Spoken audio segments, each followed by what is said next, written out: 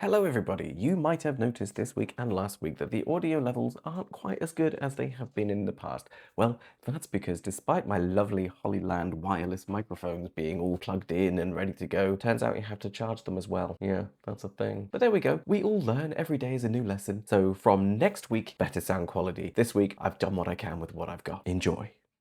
Let's be completely honest with each other. Sending your 4-year-old off to big school for the first time is terrifying.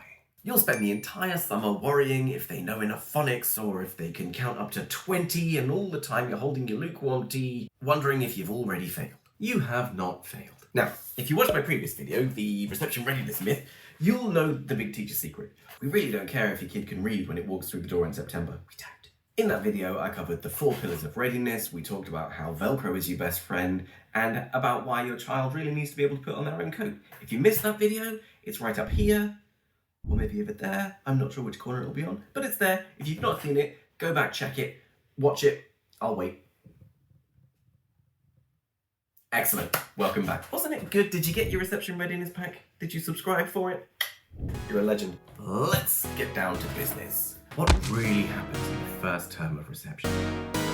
The first few weeks of reception are about survival and establishing a routine. As I mentioned in my readiness video, a huge part of this is social. They're figuring out a tricky social hierarchy and learning to share finite resources like the good toy cars. You'll probably hear about the reception baseline assessment, which usually happens in the first few weeks.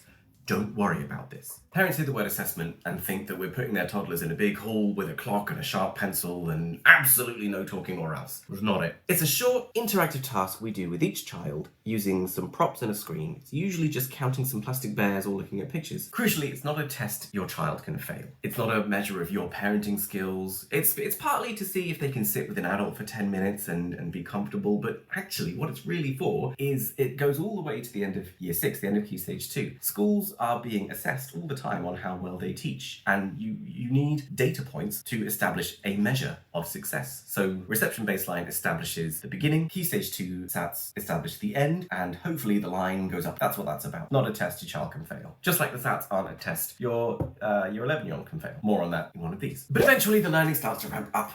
They'll be taught early reading techniques using phonics like Jolly Phonics. I think Jolly Phonics is on the way out, or Read Write Ink seems to be the go-to one now. And we'll send home a lot of information about blending letters together. You might even hear them talking about Fred Talk, or whatever puppet your school is currently using. This is a puppet that sounds out letters like k, at, a frog sounding out the word cat. Just go with it. But it's all to do with encouraging this love of learning and this love of reading. And when you get them home and you read to them, you don't have to do this teaching bit. You can, like, if there are easy CVC words, you can encourage them to have a go. But it's about establishing that love of reading, so read with them. Ideally, read a book that's slightly too tricky for them to read on their own, so that you have to read with them and discuss the pictures. And don't critique the books that they bring home. Read with, if they have like official reading books, the Biff and Chips books, whatever, read it with them. Make sure your child does that reading and make sure the books go back in so that they can be swapped over, because it is really, really important. Sometimes your child might bring back a book that has no pictures.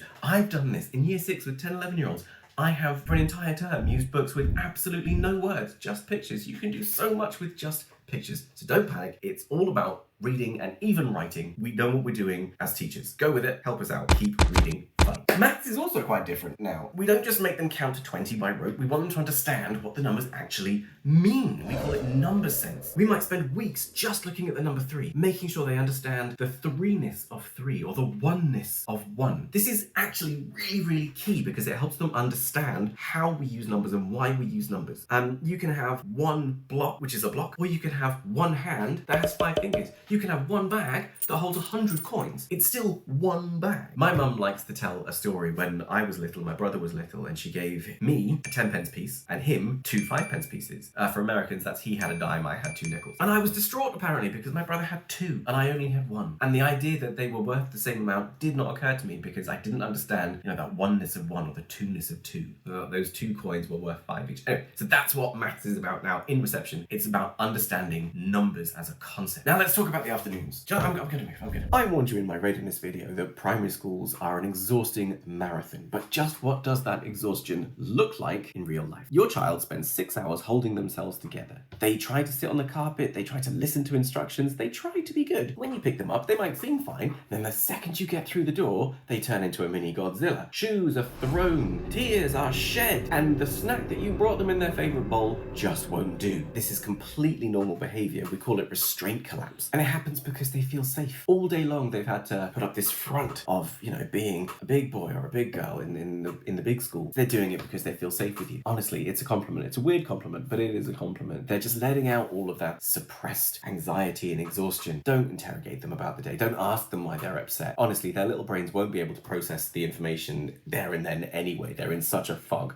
Just bring them a snack. Let them watch a bit of TV. Let them decompress in familiar surroundings that are peaceful to them. Give them a cuddle. Reassure them and protect their sleep schedule. A tired reception child is a force of nature you do not want to do battle with. Communication has also changed. Do not expect to be rooting around school bags for a crumpled piece of paper anymore. No, we are in the age of the app. Schools use digital apps like Tapestry or Seesaw. You'll get photos of your child playing in mud kitchens sent straight to your phone. A bit like if you've been at preschool or a nursery, it's a similar situation there. And it's brilliant for keeping you connected. Just make sure that you check the app because any important information will be there. Teacher will probably tell you at the end of the day anyway, but keep an eye on that app. Speaking of reminders, and I cannot stress this enough, I ranted about it in my last video and I'll say it again, label everything. You have no idea how quickly a completely identical blue cardigan can vanish into the void.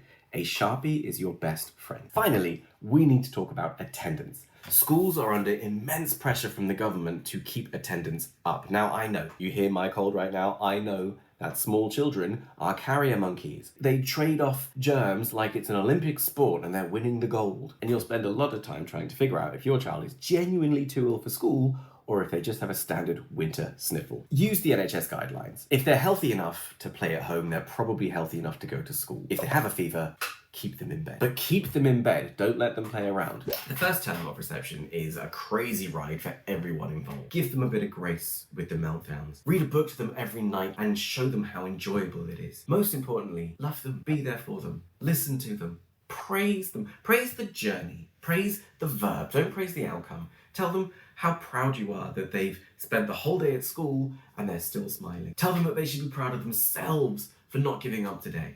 Remind them that everyone else in their class is busy learning new things as well and they're all learning how to do it together and that's a wonderful, wonderful thing. Tell them every single day that they are loved, they are safe, and they are listened to. And not just in the first week of reception, tell them that every day for the rest of their school career, for the rest of their lives. And tell yourself too, we all need to hear that. That's me. Bit of a quick one this week, but there we go. I think we're all quite time poor. So until next time, look after yourselves. And remember, you can do this.